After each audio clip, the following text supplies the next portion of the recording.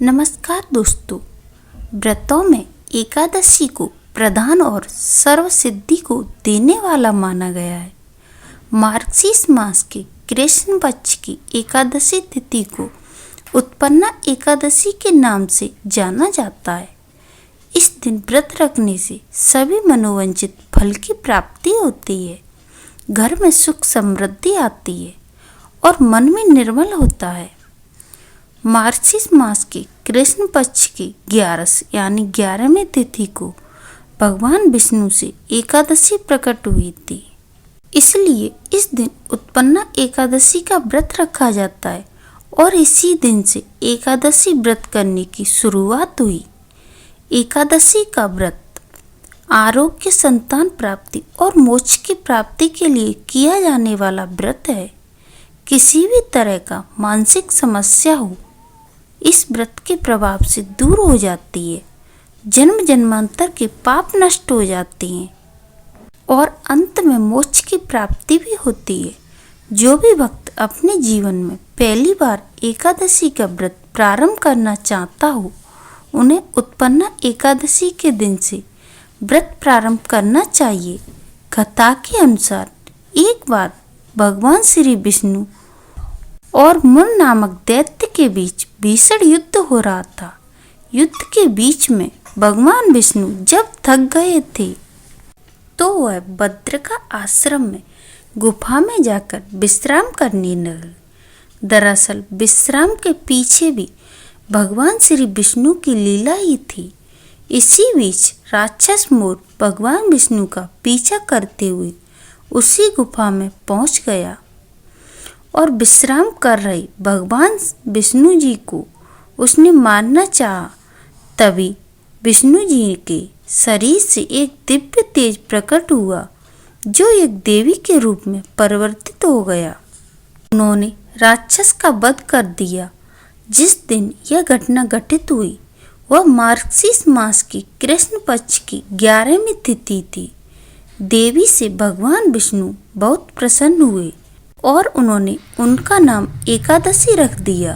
श्री हरि के शरीर से उत्पन्न होने के कारण उत्पन्ना एकादशी यह इस तिथि का नाम पड़ गया। चलिए अब आपको बताते हैं साल 2024 में इस बार पवित्र उत्पन्ना एकादशी कब है और पारण कब किया जाएगा, क्योंकि इस बार भी एकादशी तिथि 2 दिन रहने का कारण आपके मन में यह प्रश्न जरूर होगा कि किस दिन आपको उपवास रखना चाहिए।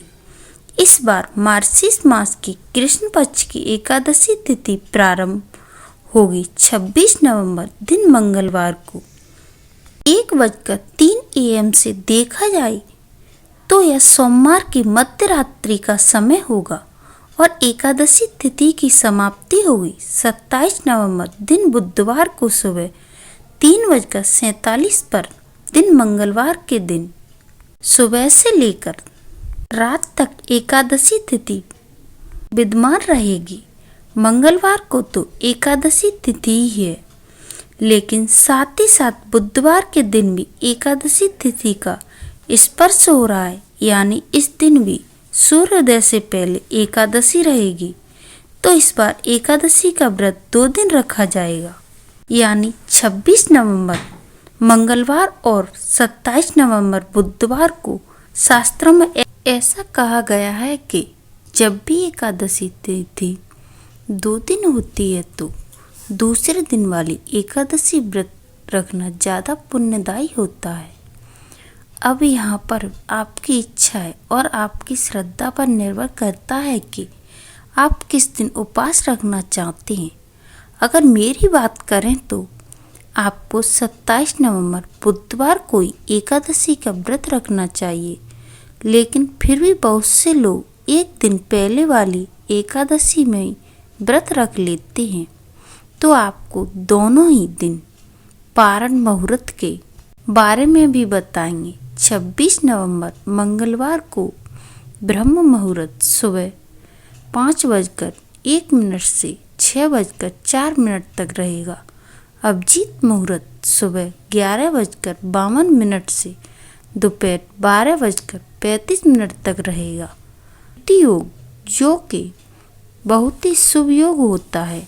प्रीति योग और आयुष्मान योग में कोई पूजा की जाए तो, कोई उपाय किया जाए तो वह अवश्य फलपूत होता है। प्रीति योग दोपहर 2:01 तक रहेगा और उसके बाद आयुष्मान योग सारा दिन रहेगा।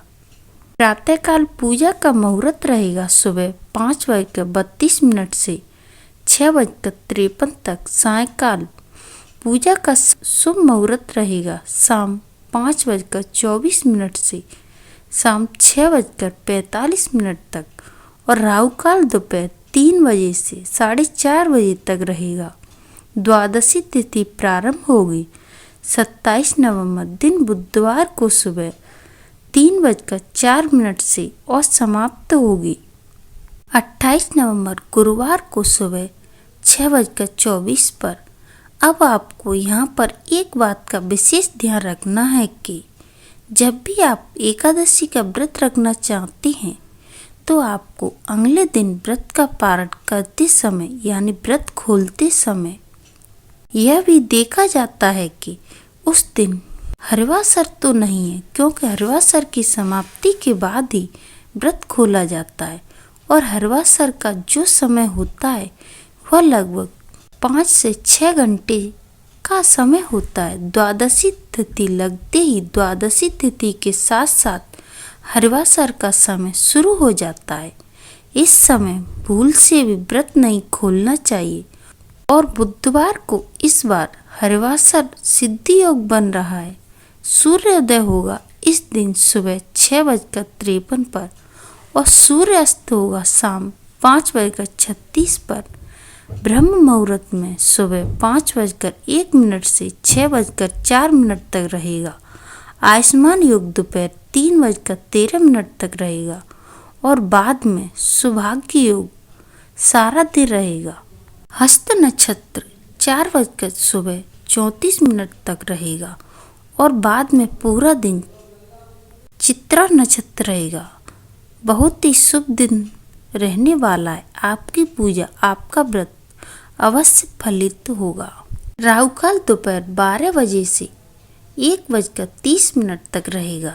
हरवासर 27 नवंबर बुधवार को सुबह 11 बजे तक रहेगा और जब तक हरवासर रहता है तब तक व्रत नहीं खोला जाता।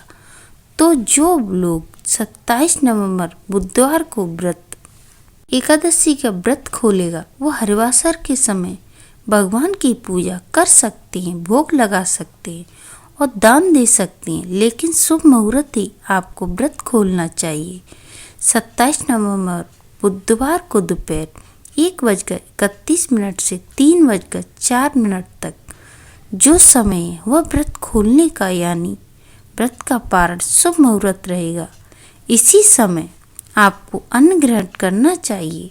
सुबह यदि बहुत आवश्यकता हो तो चाय या फिर दूध आदि आप ले सकते हैं, नहीं तो आपको पार मुहूर्त में ही अन्न जल को ग्रहण करना चाहिए। और जो वैष्णव भक्त हैं वो द्वादशी तिथि मिली एकादशी का व्रत करते हैं, तो जो लोग बुधवार को एकादशी का व्रत रखेंगे उन्हें अगले दिन यानी 28 नवंबर गुरुवार को सुबह 6:53 से 7:36 तक के बीच में व्रत खोलना है। हालांकि इस समय तेरस तिथि प्रारंभ हो चुकी है, लेकिन त्रयोदशी तिथि के प्रथम पहर में व्रत खोला जा सकता है। अब आप जिस दिन भी एकादशी का उपवास करें उस दिन आपको एकादशी के और ठीक एक दिन पहले दशमी तिथि के नियम का पालन करना चाहिए। उम्मीद है आपको यह जानकारी पसंद आई होगी। तो दोस्तों, आपको यह वीडियो पसंद आए तो कमेंट बॉक्स में कमेंट करके भगवान विष्णु की जय अवश्य लिखिए। साथ ही आप मेरे चैनल पर नए हैं तो प्लीज़ मेरे चैनल को सब्सक्राइब करें और वीडियो को लाइक करें और ज़्यादा से ज़्यादा लोगों को शेयर करें। धन्यवाद दोस्तों।